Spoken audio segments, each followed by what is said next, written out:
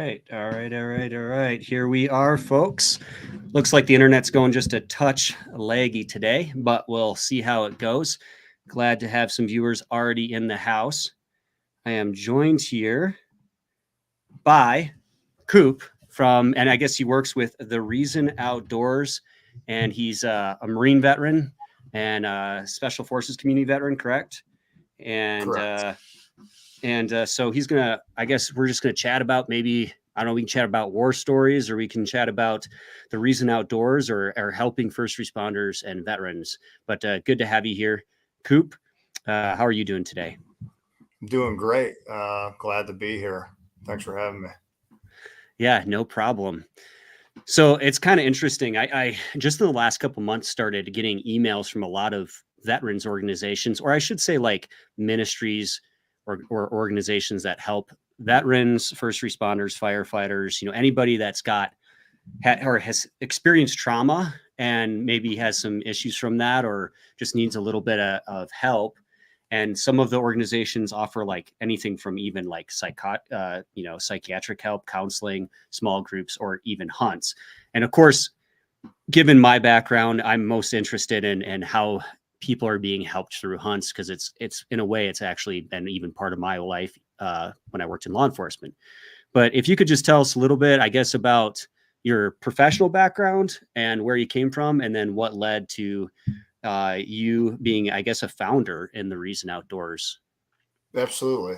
I live in North Carolina right now. I'm originally from upstate New York, Rochester area, not the district of New York City. Two parts of New York for those listening. But I grew up on a dairy farm up there, and joined the Marine Corps at the age of 17, and spent my entire career in the Infantry, Recon, Force Recon Communities. And, during my time in service, I was in a Humvee rollover and broke my femur, my back, fractured my forehead, some other stuff. And I was sitting home, feeling sorry for myself, eating pills, drinking booze. All my guys are deployed. And, kind of had this like little self-talk, like you need to do something to, occupy your time, or you're just going to go down this like dark path that you've seen other people go down. So I ordered a bow on eBay, and was hobbling around out in the woods with a back brace and a cane. My son was 5 years old at the time. He's 21 now, but I made him come with me a bunch of those times. And I've been hooked on hunting ever since. Growing up on a farm, our hunting methodology was, going out after milking cows and doing a deer drive. And it's not my preferred method of hunting. It is fun to do every now and then, but when I started bow hunting after that accident, I really found, healing in the outdoors, and helped me, mentally a lot. So as my time in the Marine Corps, I got medically retired after 17 years. When my time in the Marine Corps came to an end, I started doing internships as a hunting guide, and I've been guiding here in North Carolina for hogs primarily, but hogs, coyotes, deer, bears. Started doing that, and wanted to, extend my experience with other veterans and, first responders. And other co-founder, Tony Cowden, and we've known each other since 2007 when he opened CrossFit Wilmington. And we became, it was probably like the second jarhead to walk in his gym, and we became really good friends. And, about when I first retired 5 or 6 years ago, we discussed this project, The Reason, and kind of wasn't the right time for us. And this last year, we discussed bringing some veterans out with us to hunt with us in Idaho. And we were like, hey, let's do this. Let's make this come to fruition. So we got our buddy Drew on board, and the three of us started the reason. And our biggest thing is to bring veterans first responders their kids and help them find healing in the outdoors and on outdoor adventures. So Yeah, that's it. Yeah, no, that's awesome. I think it's good when I think there's something therapeutic, and I obviously am not a medical professional. Don't take any of this advice, but I think there's something therapeutic about helping others in one aspect, and then also going outside and outdoors. And I'm not a tree hugger type, but I do think there is a connection when you're outside with nature.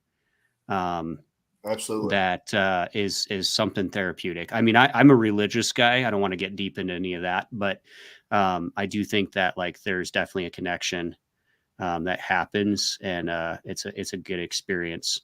And you can build relationships. And I think a lot of the times you talk outside when you're out hunting with other people. It's almost, in a way, it is like talk therapy, just going on in a deer blind or something like that, or in a tree stand. So really, really cool.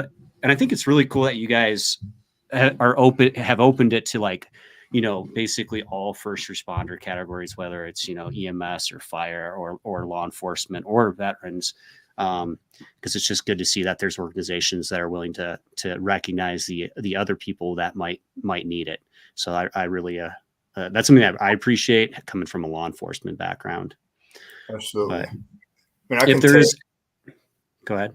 Yeah, I can take, an Army guy, a Marine, a firefighter, a cop, right? I can put them on a hunt together and they'll be best friends by the end of the weekend. Like-minded individuals, and,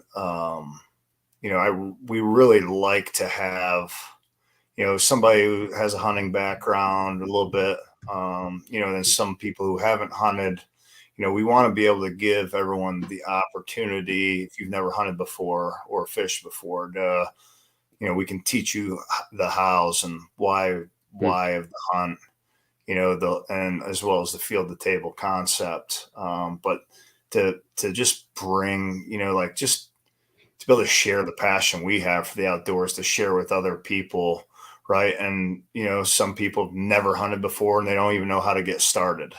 Well, we can help you with that part of it, and just, you bring a bunch of hunters to someone who's donated their property, like, hey, whether they just want does killed or whatever, right? Not only are they going to be around like-minded individuals, but other like-minded Americans, right? Like, it's very easy these days to get discouraged by the status of our country, right? But when you realize that there is more people like you, and that there are a ton of people out there who support you, right? Like, that goes a long way as well. Right. Yeah. So, and so the Reason Outdoors is a nonprofit organization, essentially, from what I'm understanding. So do you guys, I guess, do you run off of sponsorships from companies? Do you guys run off of donors? Like, how does that work? Donors and sponsors. So we're pretty new to the nonprofit game. So we are learning. But we've got some great sponsors on board already. Rapid Airworks, Raw. They just we had an iguana hunt last week down in Florida. We went down hunting iguana with Travis Wilson with the Tropical Trophies. And we also got to do some shark fishing with Blue Gabe, which was pretty stinking awesome. Oh, cool. Definitely, it was we got to put lead in the air while we were fishing, so that's cool. Obviously. Oh, cool. Is that the brother or cousin or something of Deer Meat for Dinner? Isn't he related to Deer Meat for Dinner? Yeah, it's his brother. Yeah. So, so Rapid Airworks, they let the guys keep the air rifles we use for iguana hunting, Arc and Optics, Cryptek. We just picked Cryptek up as a sponsor, and the Marine Recon Foundation, they sponsored actually physically sponsored that hunt. But yeah, everything we're doing right now is on donations and from our sponsors. So, we're working it. Yeah. So I guess viewers, either that are, joining us live now or when this is posted to several different locations, they can watch it later. You can go to thereasonoutdoors.org to check out more information, donate, whatever the case may be, get more information. But that's the web address is thereasonoutdoors.org. Yeah. And so I guess among these adventures, what's your, do you have any favorite hunts or stories that are interesting or fishing trips? Maybe it could be something just good fun, or maybe it could be something went terribly wrong, but kind of was funny looking back at it. Do you have any interesting stories? Oh man. Yeah, I've got, like I almost want to like do a podcast called "You Just Can't Make This Stuff Up," right? Because whether from being a hunting guide or taking guys on hunts, there's just stuff that you can't make up that happens, the first time we went out to Idaho. So, I mean, we did a hunt this last fall. It was like our first hunt, it was a backcountry Idaho hunt. And actually, I will just start it off with this. So I'm not sure if you know Jim Harmer or not. Yeah. From Backfire. So Yep. yeah, so from Backfire, right? So I've only spoken with him on the phone, but he's like, "Oh man, I've hunted that whole unit in Idaho, right?" And neither me, Tony, or Drew, like, we're not guys that half step anything. So like, all right, first official hunt we're doing for the reason we're going to do Idaho backcountry hunt, right? Which is probably like the hardest hunt you can do besides a sheep hunt in the lower 48. You know what I mean? It's not easy and the success rate's not high. But anyway, so Jim Harmer, like I'm talking to him, he's like, "Oh, I've hunted Unit 39. I know, go here." And he gives me this huge data dump of more information I've ever gotten from anyone talking to them up in Unit 39. I'm like, "Dude, thanks, Jim. Awesome." And I still definitely appreciate the data dump. I just didn't ask him, right? I guess this part's my fault. Hey, Jim, like, what time of year did you hunt this area, or how many years ago did you hunt it? Didn't ask that because it like all the locations he gave us were just prime for elk hunting. So we go and he's like, "Hey, here's the spots. Do it in reverse order. You guys are in shape. You'll be good." Well, our parking area was at 5,800 feet of elevation, maybe something like that. I think we went up to like 8,300 feet of elevation. Either way, we made a 2,500 foot climb in an afternoon. And in the process, I know James Martinez, the guys affectionately call him my ward, but I thought I was going to lose him on the side of the mountain. I thought I was going to lose him on the side of the mountain that day. And when I got to the top of the mountain, I was just, I was like, "Jim, I need to have a talk with you," because we got broke off. We didn't see any elk. We saw no elk. And I'm like, "Man, like, come on." But yeah, no, we got broke off, and it was a rough day. But yeah, first time we went out to Idaho, we called that hunt our hunt from hell. We got ran off the road, almost rolled Tony's truck over. Oh man. Yeah. Like literally sounds like you got the Western elk hunting welcome. Sounds like. Oh yeah. We got the welcome in spades, It was like one of those hunts where, like, if it could go wrong, it will go wrong. Like Murphy was like our constant companion. Yeah. So Western this time when we went out to Idaho, we did good though. Out of 6 shooters, we shot 2 elk. We should have had 2 more. We got a couple mule deer, so we did really good. Oh yeah, that sounds good. That's funny. Yeah. I was just on the phone with Jim Harmer from Backfire last week, talking to him for a while about YouTube stuff, and then I guess he's come out with some new innovative recoil pads. He actually owns the company. He's going to start selling. He's starting to sell these recoil pads and these stickers that go on your turrets and stuff. But Oh, super, super nice guy. I love that guy. There was a question from Randall's asking if I knew Kendall Gray. I don't know Kendall Gray. I've never met Kendall Gray. I've never seen Kendall Gray in person. I know who you're talking about, though. He has a bunch of channels. And I know he started YouTube at like 13 or something like that. He's obviously super successful. Hunting channel, fishing channel, guns channel. But yeah, it's funny. Elk hunting, man, I have so many stories. I had shoulder and elbow surgery and 2 or 3 other surgeries in my 20s. And I was kind of like, what do I turn to instead of turning to, alcohol or pills or something like that. And so I kind of made a conscious decision. Like I still was working in law enforcement, but obviously not in as good a place. And I was like, what do I do? And so I literally was like, well, I got to do something that maybe like it's not going to break down my shoulder or elbow as much. So I can probably hunt. Right. And I like being outside, and I always liked fishing. I kind of had the bug had maybe bit for hunting, but it was like dormant for years, right? Like I didn't really hunt until I was in my late 20s a lot, actually. And so I bought a Remington 770 from Walmart when they still sold more guns on like clearance. Terrible gun, but terrible scope. I didn't know anything, right? Right. I knew a little bit about some guns just from law enforcement, but still not the same as like a hunting rifle.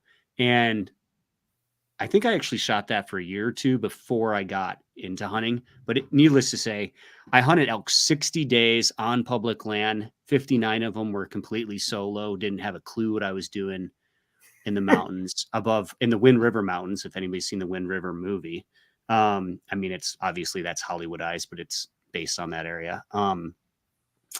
And so 2 seasons, it was like 30 days each season. The 60th day, I actually did end up having a older guy join me because I'd gotten my truck stuck so bad that it was stuck on the mountain at down 10, 11,000 feet or 10,000. Well, it was about 9 to 10,000 feet. Couldn't get it out. And so he was going to come anyway, but we ended up spending the whole day trying to get my truck out. Well, while we were trying to dig my truck out all day with our hands, because I didn't have a shovel. Oh, dang. In about, I don't know, 4 feet deep snow. It was like a fruitless effort. Like, yeah. And the wind was whipping, I don't know, 20, 30 miles an hour. It was basically a ground blizzard the whole day. So it was just terrible, terrible, terrible, terrible weather. And it was actually funny because I'd gotten my truck stuck right before I got it stuck again, because that's how smart I am. But anyway, these cow elk occasionally would start running by, like hunters and stuff, and the weather was pushing them around. And I'd never even seen, the first season I hunted elk, I hunted 30 days. I didn't see an elk. Didn't see an elk. Oh, yeah. That's how dumb I was. That's how bad I was. And so, and this was public land, a low success area, over the counter type tag too. So that doesn't help. Well, when I finally got one, it was a limited quota cow tag, but it still wasn't like a great tag. Right. And we're digging out the truck, and he's like, "Oh, you should get your gun. Don't leave your gun." Because we were leaving. We're like, we gave up on this truck. We're gonna have to call in like people from church or something that have like rescue vehicles. Like, what are we gonna do? So at the end of the day, I'm like, okay. So he told me, hey, don't leave your gun. So I grabbed my cheap 770 pile of garbage gun, and we were walking away, and some elk come out maybe 300-400 yards away, and I wasn't that knowledgeable then. And he leaned over on his fours to be my rest, to get like above the blowing snow and everything. And I shot off his back, and it was pure luck. It was probably almost 400 yards, pure luck. And I shot it, and I thought I missed. I was like practically in tears. And because I mean, it's 60 days, 2 seasons. I'm like, life sucks. Right. And he's like, I don't see anything after I shot. And then 2 elk run out to the left, and they're just running all over. And I just, admittedly, I'd never recommend this now. I probably wouldn't do it now, but I unload and totally miss, right? Totally miss these other elk, which ended up being good, because then I look over and I realize I had hit one, because I just barely see in the grounds, like, the wind's blowing the snow, but I barely see a tuft at first. So we walk up there, and there's a cow elk, and you would have thought it was a 6x6, 350 bull, the way I was excited. I mean, it was like, it's still like insane how excited I was for this silly cow elk. It turned out I'd hit Absolutely. it in the neck, but yeah, and then Look, we cut it up and we put it in the vehicle that was stuck until we, yeah, and then 2 days later, we got my vehicle out. But nice. Look, hey yeah, man, the trophy is in the eye of the beholder, man. I can understand that excitement, especially if you hunted that hard and you oh yeah, finally made it happen. Like it wouldn't even matter if it was like a raghorn at that point. yeah, Like you were successful. yeah. My first antlered elk, I was even probably worse, and that was looking back, at the time I refused to admit it was a raghorn, but it was a raghorn. But it's so funny. I mean, it's like the harder, anything in life, that I think it's psychology to a certain degree. It's like the harder you work for something, the more gratified you are when you finally achieve it, to a degree. And so it's certainly truth. But I'm glad that I'm kind of glad, looking back, to some degree, that I, self-taught, self-learned pretty much, and like suffered in a way, hunting, because I think it means and will always mean something more to me than somebody who didn't go through that in a way. It just means more to me. And you retain the technique once you figure it out too a little bit better. Yeah. But I mean, uh, yeah, I had a good group of guys when I really first started hunting hard that had kind of they grew up hunting in Pennsylvania or Kentucky, but hunting here in Eastern North Carolina, like I'm pretty convinced that everything here is harder to hunt. I mean, it's coming up on turkey season. Like these swamp birds, like if you booger up a call one time, they're not coming to a call for the rest of the season if they ever come to one again. I mean, just everything is just more difficult to hunt. But when I hmm, first started hunting, like I tell guys all the time, because you get some guys from up north who are like, "Oh, you guys bait down there, and that's cheating." Well, I'm like, "All right, well, if you consider yourself to be a good hunter, go down to Camp Lejeune and go kill a deer. I don't care what kind of deer you kill. Just kill a deer on that base, and I'll tell you that you're a good hunter." But the hmm, guys I first started hunting with on that base were all a bunch of hardcore fanatics, and like every day to go hunt on that base at 4 o'clock in the afternoon, you have to go online. You have to find out what training areas open. It's a whole process, and we'd be there clicking that button every day to go hunt. And we learned a lot from each other, and being self-taught, you start going down that road, like there you are, right? You're listening to the podcast, you're reading every article you can find, like, what can I do better type thing. Inadvertently, yeah, you might be reading somebody who's talking about hunting in Wyoming, deer hunting in Wyoming, and you're like, hang on a second, I'm in Eastern North Carolina. That's not going to work here, But being that whole self-taught aspect it is really something that's big. yeah. I think for sure. I mean, I basically learned trial and error, doing everything wrong, even though I tried not to learn that way. It's just like I didn't have anybody, or maybe I just didn't ask the right people. Sometimes that's the problem, or maybe I didn't know about honestly, at that point, I didn't know about organizations like yours either. So I didn't even think of those things. But I think that, Yeah. like, I pretty much learned from Randy Newberg's videos, like his elk hunting videos and Elk 101's videos, like those, but a lot of Randy Newberg videos on YouTube. Actually, it's partly what inspired me to start YouTube in a way, was actually like learning through YouTube and then being like, okay, now I want to like be a part of that as well and help people. Right. Cause originally I started to document memories and help people, is why I really started Bullets4Bucks.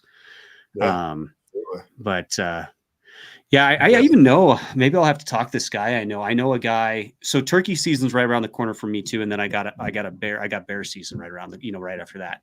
And for Yeah. spring bear. And there's a guy, he was a CB in the Navy. I believe that was what he did. And he's a road patrol right now as a cop. And he inherited a lodge essentially, and it's really nice. He has really limited acreage for like actual hunting, but he might be able to help facilitate something with you guys I just don't know if there's like the acreage might be an issue, or you could probably find somebody with tons of acres. There's tons of ranches. And if you could Yeah. get permission, and then you could stay at his lodge and then just go a short distance to the land. But he has beautiful, I mean, it's gorgeous. But turkeys, going back to why I brought him up is because personally, it's a couple acres, but it's flooded with turkeys. They're super dumb. It's not hard turkey hunting. It's the total opposite of what you're talking about as far as turkey hunting. I mean, you can drive up, get out of your car, and shoot one. It's that easy where he's at, and it's just flooded with Merriam turkeys. A little bit of Easterns occasionally, but mostly they're Merriams. So I go there, and I'm not a hardcore turkey hunter. I take the first one I see pretty much that's legal, and I don't really care. And I the faster I take one, the better. And then I breast them out, and I actually like eating the breast on them. I deep fry and bread the breast on them. But yeah, it's pretty interesting. So you guys were shooting iguanas, right? Yes. So like, actually that's been I wouldn't say a dream because it's iguana hunting, but like that's been one of those it's like number 6 on my bucket list though. So like, I just want to do it for fun one day. And my in-laws live in Florida. And so I've never got a chance to do it, but I've thought about trying to do it while I go down there. And, but they're more north though, where they're located. But anyway, did you guys eat them? And if you did, what did you think? All right. So we did eat them. Number one, you want to go down to Florida and go hunt iguanas, I'll hook you up with T-Dubs and he'll take care of you and you'll have a great time. 2, we did eat them. So when I went down there last summer, the first time, I'm like, hey, do we eat these things or what? And he's like, they taste kind of like gator. There's the folks down there who are like, oh, only the, only, I don't know, there's not even like a good way to say like only the Mexicans eat these, right? I'm like, well, let's like, I'm down to eat just about anything. I mean, I'm about to eat a coyote, right? I'm about to do that. Like just one time to say I did it. I haven't found the one yet because the one I shot the other night was stinky, and I was like, that's not happening. But anyway, so I'm like, hey, let's eat some of these iguanas. So the first time I went down there, we ate a bunch of them. This last time that we brought the guys down for the hunt, we ate them. One of the things that we do, like I said earlier, we go with the whole field to table concept. So we taught the guys how to skin the iguanas out. And then we soaked them in pickle juice for a little while, breaded them up and fried them, and mainly the tails and the back and front legs. And they're delicious. The guy, like we could, as soon as we were pulling them out of the pan, guys were eating them. So wow. They're good. I'll have to try. I love gator. I actually love gator. Deep fried gator bites, but I'll eat almost anything. But what's the wildest thing you've eaten? Oh man, probably get demonetized for this. I'm trying not to do that to you. Wildest thing that I've eaten, probably monkey brains, maybe. Oh, that's a good one. Yeah. That's normal? Like not normal, but is that pretty common in other countries? In other countries, that's common, absolutely. Your Pacific Rim type countries, the Far East there, it is. Other than that, habu sake in Japan, they have a dead habu snake in the pot or in the jar of sake. And they'll scrape the little shot thing on the snake. I'm trying to think of anything like really obscure that I've eaten. Yeah, that's probably the monkey is probably going to be the one, I guess. I haven't been outside the country like you have that much. I've only been to Canada, and I went to a mission trip in Guatemala when I was younger, but we didn't eat anything crazy. The Guatemala trip was pretty cool, though. I mean, it was crazy. That was a crazy trip. There's some stories from that, but the craziest thing, I don't know how much. I don't even think it's listed. I think it's members only video because I didn't want to get in trouble from like, video just went out. Okay, now it came back on. But anyway, is your video going in and out? It My had a internet. little pause right there, but we're good now.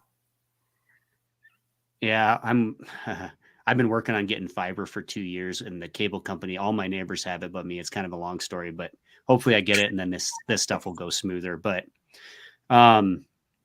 the wildest thing I've eaten is a members only video on YouTube. So you have to be a member to see it now because I didn't want to upset too many people, but it's black bear Rocky Mountain oysters. We'll call it that way. Okay. So I don't get yelled at. I had sheep Rocky Mountain oysters in Kuwait. There you go.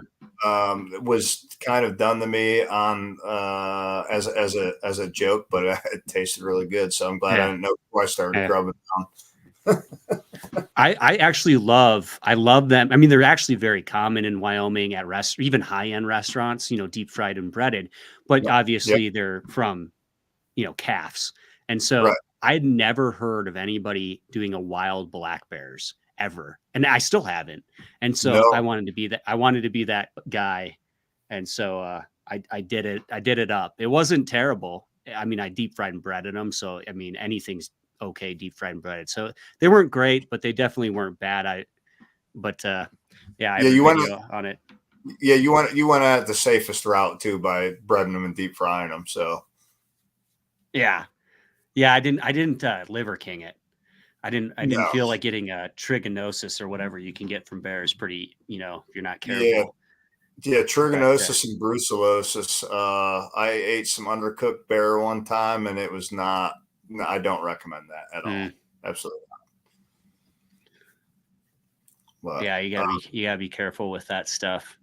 Yeah, the iguanas, right? Even actually, believe it or not, that bull shark. So we had like a shark fishing competition. We won, thankfully. Freaking Gabe cooked the shark they caught up as soon as we got back to shore, and I cooked some up for my family the other night. It was amazing. Probably so on that gator, iguana, bull shark, they're all very, very, very similar in taste and consistency, actually. Really? Yeah. I've never caught a shark. That's another thing I want to do. But my wife she was raised in Florida mostly, and she's caught some sharks. But I don't know that they ever ate them. I mean, obviously I would be, the most of the saltwater fishing I've done thus far has been for halibut. And I haven't done a lot of that, but a little bit of halibut, which obviously halibut is considered one of the best tasting freshwater or saltwater fish there is. Right. So then like lingcod's really good.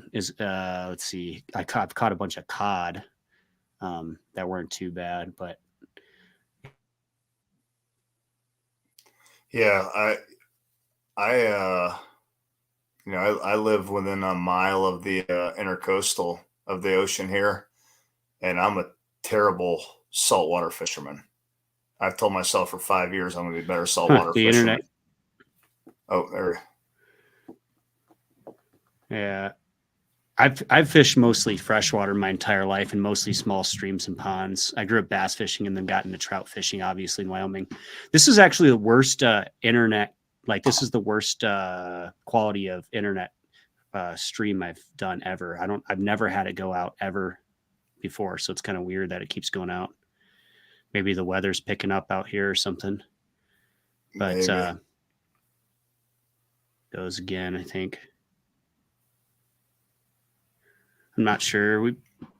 Does it keep going out for you too?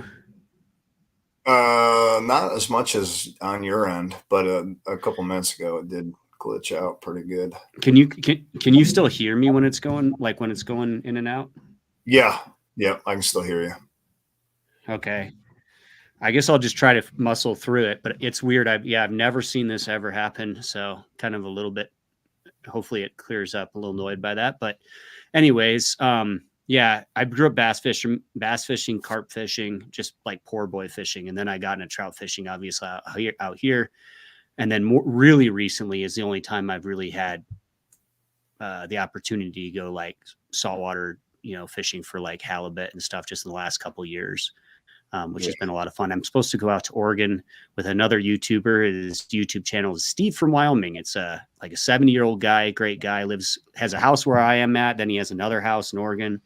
And he owns a boat, and he's going to take me out for like a whole week. We're going to film crabbing and halibut, salmon fishing, hopefully in July. Yeah, mid-July this year. So that should be a lot of fun. He's a really, really cool guy. Cool. Yeah, we got our it's pretty seamless for us viewers. Somebody commented it's pretty seamless for us viewers. Oh, cool. We're going to take our first guy out fishing this week, and we're starting, fish seasons. I mean, really ramping up here. Down to weather's getting a little nicer. So, we got a bunch of local fishermen that are wanting to take guys out. So that's going to be kind of plug and play for us, getting dudes out on the water. So I'm pretty excited about that as well. And, like I said, I really don't know squat about fishing. So, I just do what the guide tells me to do. But getting other guys out fishing is going to be great. Yeah.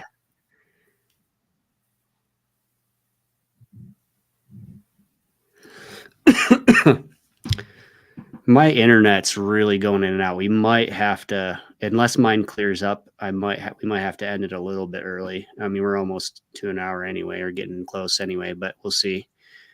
I've never had to do this. We are getting I think a cold front and a windstorm's coming through here in Wyoming, so it could be messing something up. Gotcha.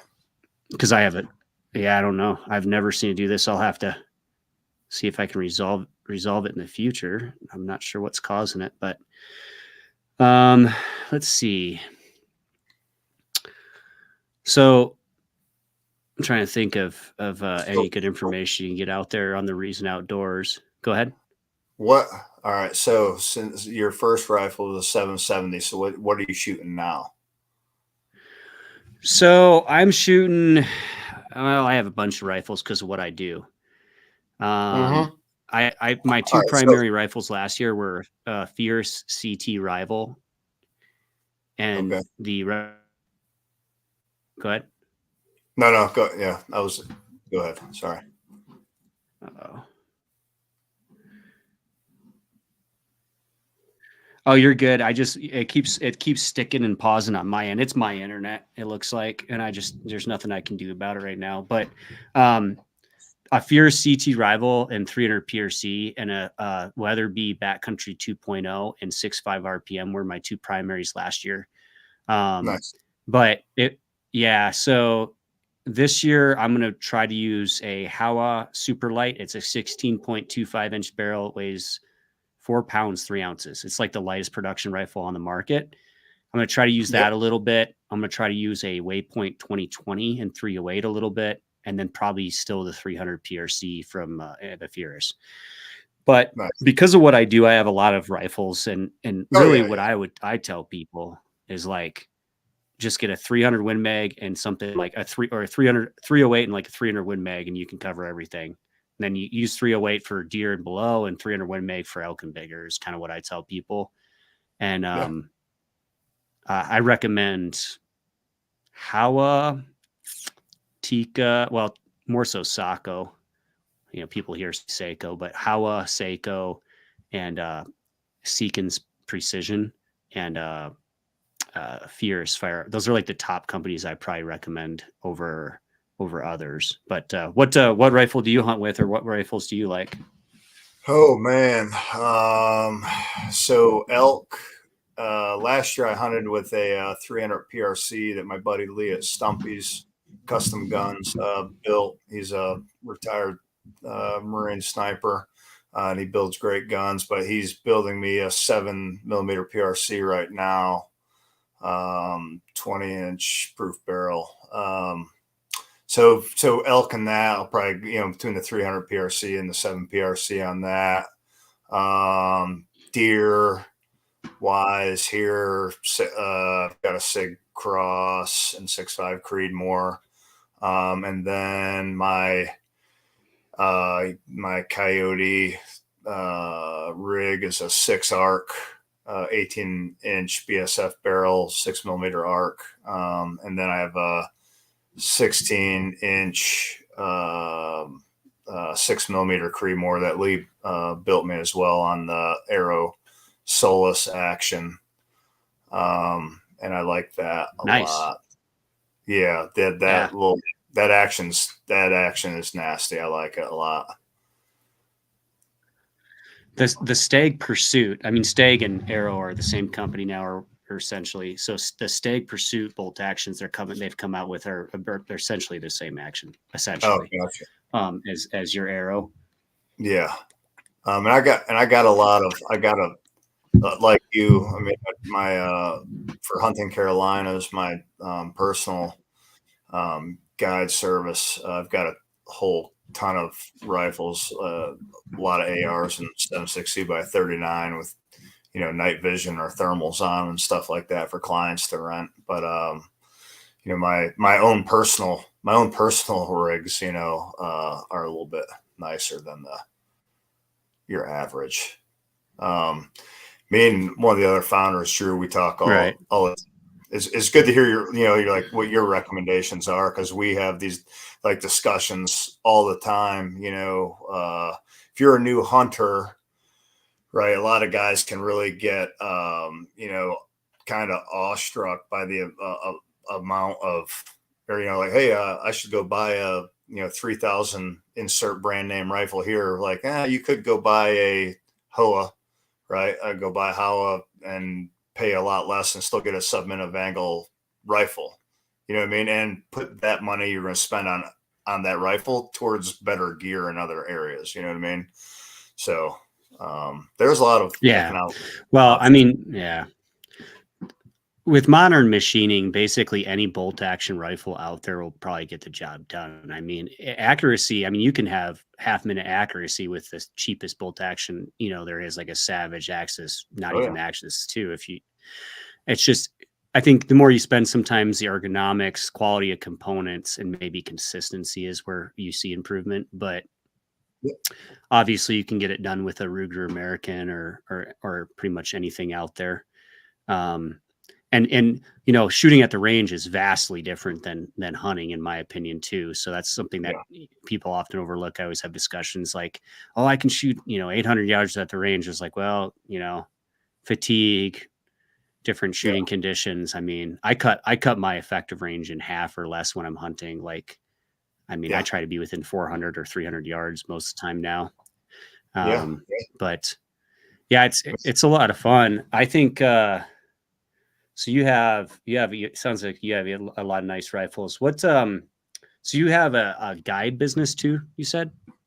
I do Hunting Carolinas. It's not a full-time guide service. I do hog hunting, coyote hunting. Hog and coyotes are my two primaries. I do a little bit of bear hunting, Eastern North Carolina bear hunting, and some deer as well. But hogs and coyotes are my jam. I actually was just talking, my buddy Sean's bringing 2 Marines out coyote hunting tonight. And I was telling them, coyote hunting, being a recon Marine, Force Recon, teaching precision raids and precision, or, there's no advanced marksmanship, right? But we just got to practice more than regular troops, I guess is the best way to put it. But, when you're hitting a target, you'd want to say there's one shot, one kill and all that. And that's really not what happens, And I was talking with these guys, I'm like, hey, if you can hit a coyote under thermals, right, standing off a tripod, 200 meters at night, you are a good shot. I've seen some of the most experienced soft guys go to crap in the middle of the night when the lights go out. Whether that be hog hunting or coyote hunting. But like coyote hunting is really, really good training at night with thermals. You got to hit a kill zone, that big on a dog to put them down. It's really good training, and it's really fun too. Yeah, it's kind of funny you mentioned that stuff, because it's like I avoid. It's kind of funny. I've never hunted with thermals. I've always wanted to. I didn't get a good night vision. Well, I should say okay night vision scope until like 3 months ago.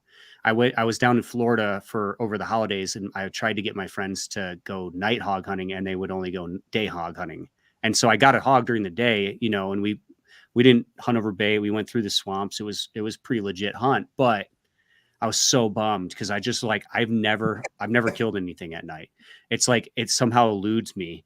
I guess the opportunity or whatever never happens or whatnot. Now you can hunt coyotes at night on public land in Wyoming with a thermal or night vision. That just became legal this year. So that's pretty cool. So now that's more motivation for me to get into it too. Absolutely. Because I don't own any land or have a ranch or anything. So I'm kind of usually on public land for everything, but yeah, I gotta get into it. You're gonna be hooked, man. I tell my wife all the time, I'm like, hey, it's better than a meth addiction, Yeah. Yeah. Probably cost just as much though. I mean, thermals are cheap and ammunition isn't cheap. I mean, that stuff is $6,000 for a scope if you get a good one. Oh yeah. I mean, the good news, I've been testing out a couple of the, lower end thermals, so to speak, the Rick Storm and the Wraith mini thermal, and they're both under a couple grand, and they are great quality thermals. So a lot of guys have their money invested in Night Force scopes and all that, and my scopes on my rifles are pretty good. They're not the best. I don't own any Night Forces, but I got Arkin, I got the Arkin Element Swamp Fox, Vortexes, but I have my money wrapped up in thermal optics because I've got like 4 high quality optics. I do a lot of night hunting. So if you come out here in North Carolina, we'll get you on some hogs or dogs, either or. You come on out. Yeah. I'd probably do okay on hogs, but I have a feeling that like my coyote hunting experience is basically 0, which is kind of embarrassing considering what I do. But it's one of those things that eludes me, and especially at night hunting. Yeah. So I'm sure I'd be a newbie on all of that, but it'd definitely be worth it. I mean, be a cool experience, a new experience. I want to try and get a clip-on thermal because I have so many rifles set up with nice scopes already. I feel like it would just be easy to get a clip-on thermal, not have to re-zero anything. But I don't know how good the clip-on thermals really are. But so you have to with the clip-ons that I've used, you still have to like bore sight it to your day scope, if that makes sense. And depending on what company clip-on you get depends on how that process genuinely goes. There are some pretty good clip-ons out there though.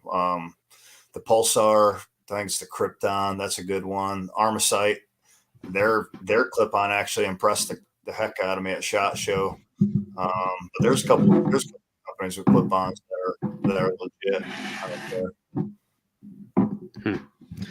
Yeah, I probably just need to pull some strings, and I might be able to get something on test and evaluation loaner, or maybe even for free or something to do videos on, and that way I'm not throwing out a huge chunk of change. The one night vision scope I finally got, I had it was like 2 weeks before I was going to go to Florida, so I bought a cheap AR and a cheap night vision scope and just threw it. I bought everything full price because I was like, I have 2 weeks, so I couldn't call up a company and try to get like a sponsored deal or something, putting it together. But then ironically, like I said, it was a day night scope. So I ended up using it, but just not for night, but I could still use it. At least for, the coyotes out here. I need to try and get the hookup on some private land more just for coyotes, but I hear even that's getting hard. And the county I'm in is it's the second richest county in Wyoming, and it's the second most landlocked public land county, you could say, in Wyoming. So it's really hard to get anything, even like prairie dog hunting. They're charging people on private. It's crazy. So it kind of forces me to either travel further or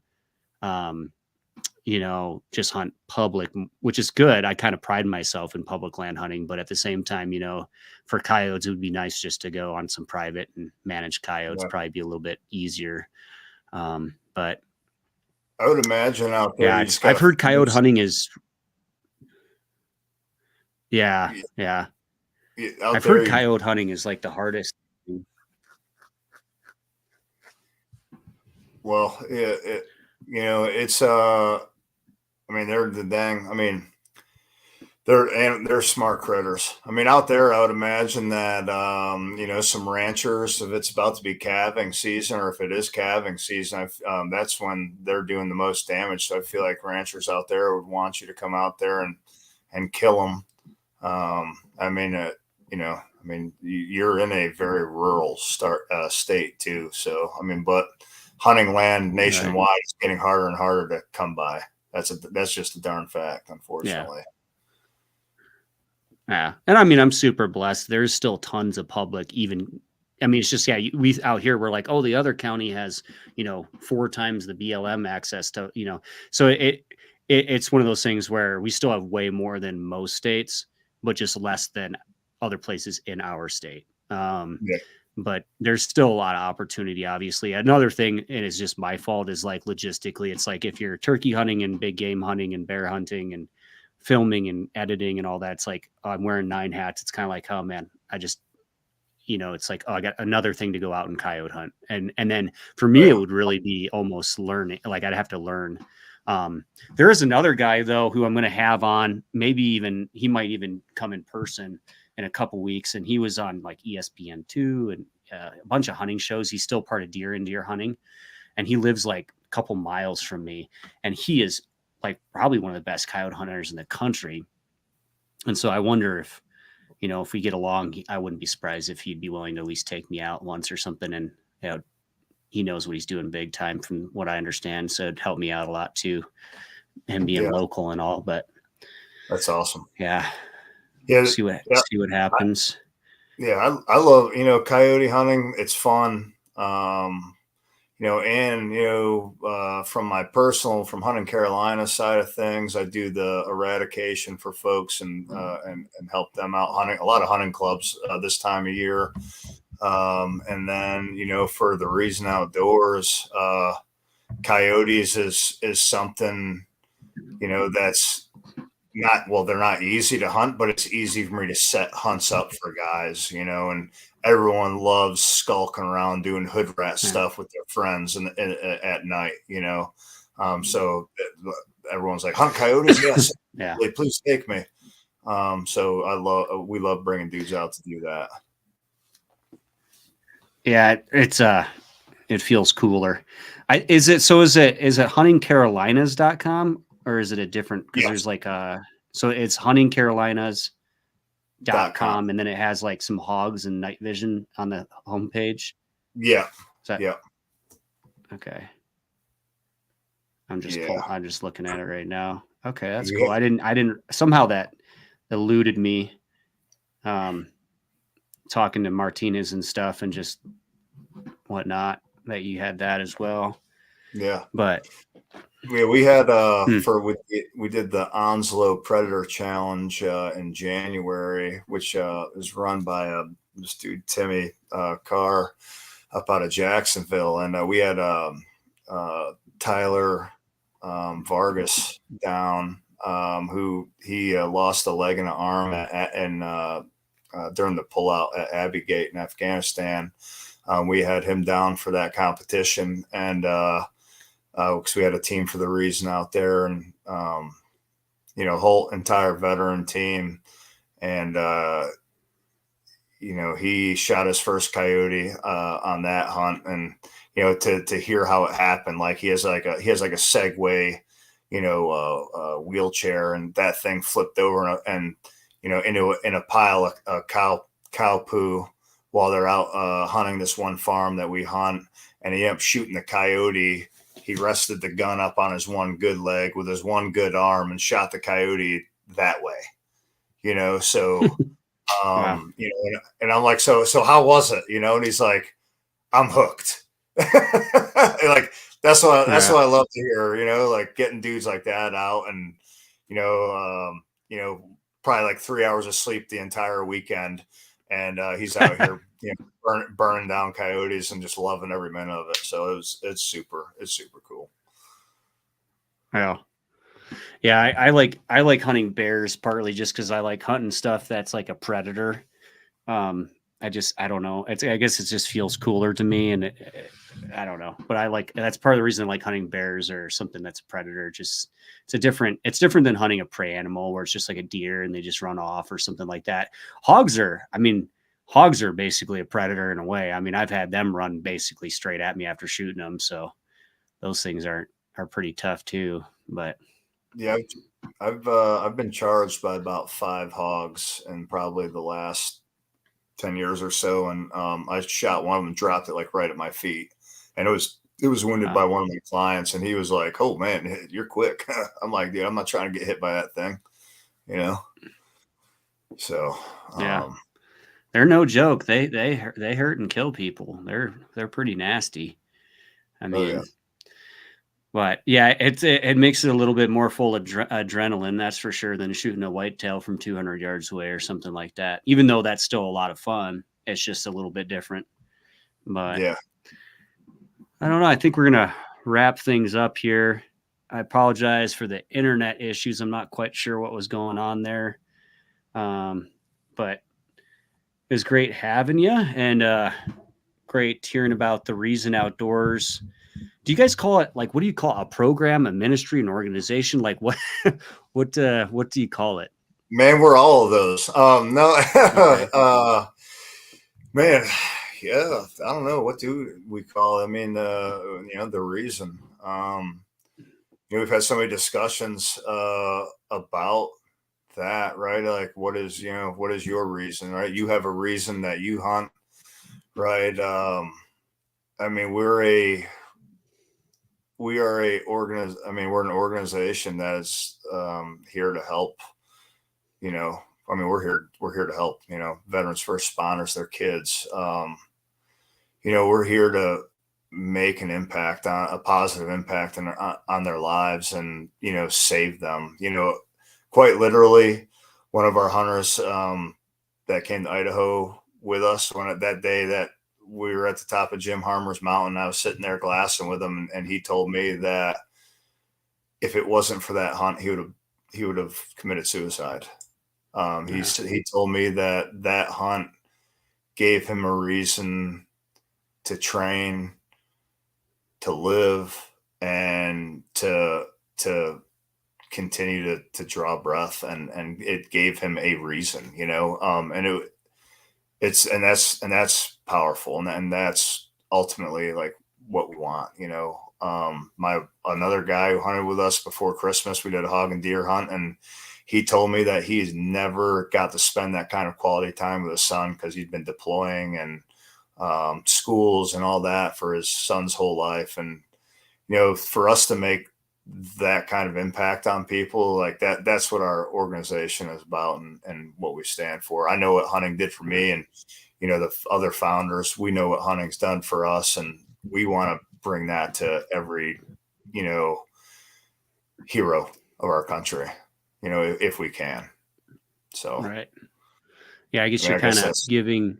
Yeah, I mean, you're kind of, I guess, giving people maybe a reason to either improve their life or uh, continue to live keep their their life. life Yeah. essentially, not harm.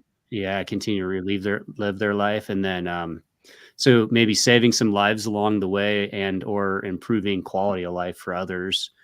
That's pretty cool, really cool. Well, I Yeah, appreciate you coming on, Coop, and it was great talking to you. I it's great appreciate talking to you those as well. viewers who we had here. Looks like we had Jay DeGroot, and Steve from Wyoming. He's got a YouTube channel. Great guy. His son was a veteran. Gun websites. All you folks that tuned in, I do appreciate it. And we'll see you on the next live stream.